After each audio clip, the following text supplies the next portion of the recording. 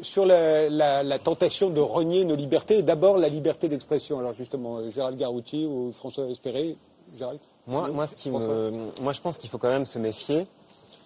On a fêté en plein d'occasions et assez étrangement le centenaire du déclenchement de la Première Guerre mondiale. Jaurès, qui était pacifiste, a été assassiné.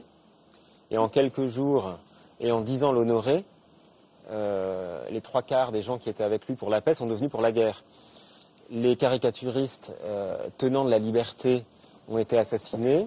Et il n'est pas impossible qu'après quelques jours de grands discours généraux sur la liberté, on prenne des mesures très concrètes de restriction de la liberté de tous, qui seront peut-être pas des restrictions de la liberté de créer ou de s'exprimer, mais qui seront des restrictions qui vont frapper les gens du quotidien, sur des questions d'écoute, des questions de garde à vue, etc.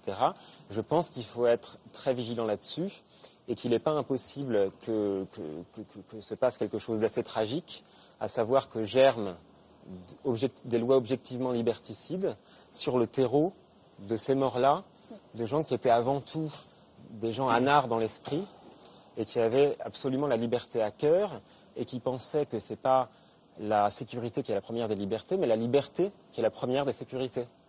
Ces gens-là pensaient ça, et je pense que si on ne fait pas attention, on peut glisser.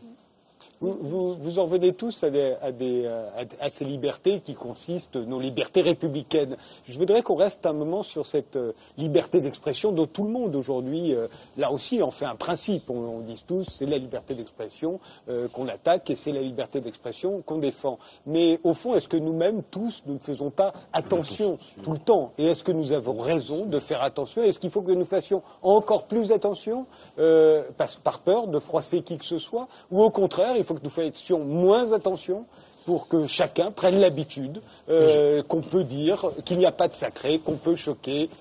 Éric Dupond-Moretti. Je voudrais rappeler qu'au moment où les caricatures ont été publiées, ce sont des caricatures danoises, Charlie les reprend à son compte. Il y a une polémique en disant mais vous provoquez. Une polémique franco-française. Hein. Il faut s'en souvenir de ça. D'ailleurs, Jeannette Bougrab, bouleversante, a rappelé à quel point Charlie Hebdo n'a pas été toujours soutenu, défendu.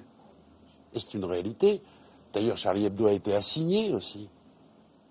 Donc c'est pour ça que je vous pose cette question. Alors, et cette question, évidemment, elle mérite d'autant plus d'être posée qu'après les attentats, est-ce qu'il n'y a pas un risque supplémentaire d'autocensure ? La question est posée. Et je pense que dans nos esprits, évidemment qu'un journal va réfléchir à 2 fois aujourd'hui avant de publier ce que peut-être avant les attentats, cet attentat, il aurait publié.